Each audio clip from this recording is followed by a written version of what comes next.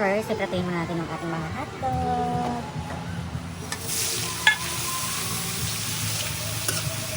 Para tsada sa mamaya. Kasi yung iba kasi hindi kumakain ng hindi lutong hotdog. So, better na prituhin mo natin kahit saglit.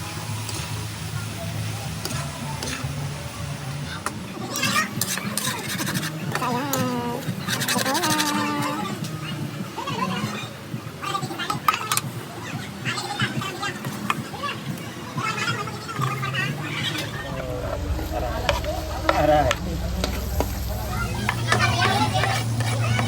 Ako naglalagay talaga ako ng red bell pepper kapag pag spaghetti ako. Ewan ko, pandagdag lasa lang. Sabi guys, ang bango. So lalagyan na natin ng pork ginile.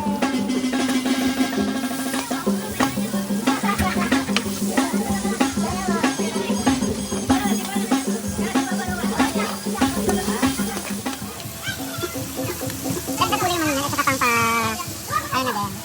pampaalat.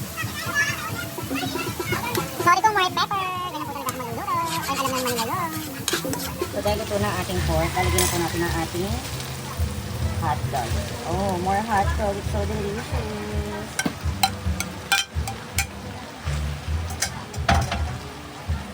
Sada talaga to. Ang daming hotdog. Dahil kumukulo na ulit siya, lagyan na natin ang ating mga sauces na ay meat sauce.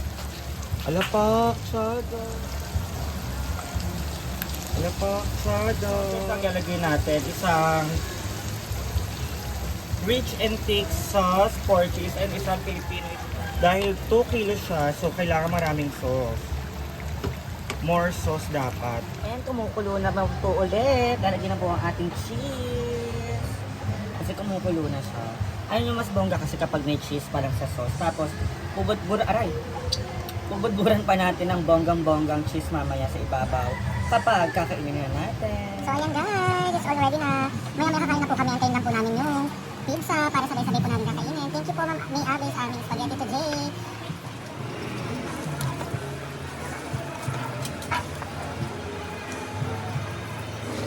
Ito ang ating pasta.